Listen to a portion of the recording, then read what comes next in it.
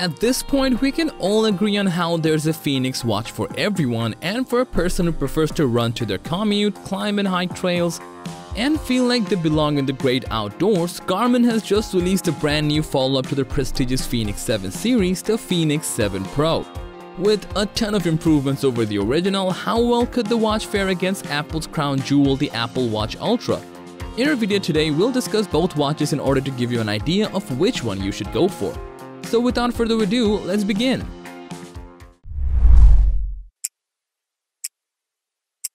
Starting off with the basic aesthetics in question, you cannot help but admire the beautiful design and how good it looks on any given wrist.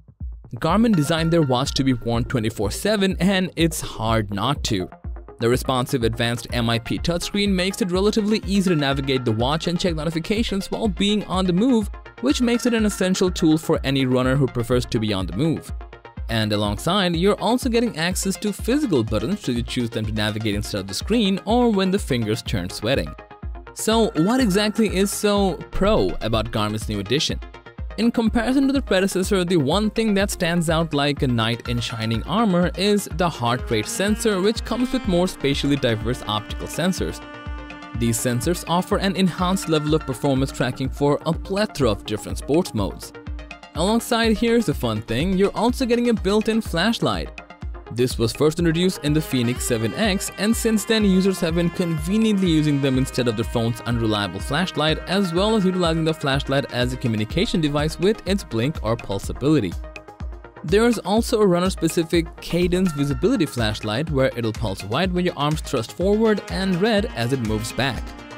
In terms of fitness features, Garmin has added a few new and nifty activity profiles such as whitewater rafting, motocross, and overlanding. There are now 2 running profiles, Hill Score, which indicates how easy or difficult it might be to run uphill, and Endurance Score, which measures how easy or difficult it'll be for you to sustain prolonged efforts. Garmin has also slightly reworked the mapping capabilities, which makes it relatively easier to read the upcoming weather conditions and act accordingly. However, we'd understand if you aren't the biggest fan of the included flashlight. While the idea seems pretty convenient, it might put a few people off due to the heft. I mean, the Apple Watch Ultra, while often deemed to be the latest and greatest smartwatch yet, gets a lot of shade regarding its heft, and there are more than one instances where people refrain from getting one for themselves due to the fact that it can get a bit chunky. While the screen, in comparison to the previous AMOLED screens, the Fenix 7 Pro is anything but. It's still relatively easy to read under direct sunlight, and while not AMOLED, the MIP display does come with a few perks of its own, such as solar charging capability that extends Garmin's already praiseworthy battery life to a significant amount. Speaking of, in smartwatch mode, Garmin Fenix 7 Pro can last for up to 22 days, whereas in GPS and smartwatch mode combined, you'll get up to 73 hours from a single charge. But there are still a few things that, if improved upon, could make the watch significantly better.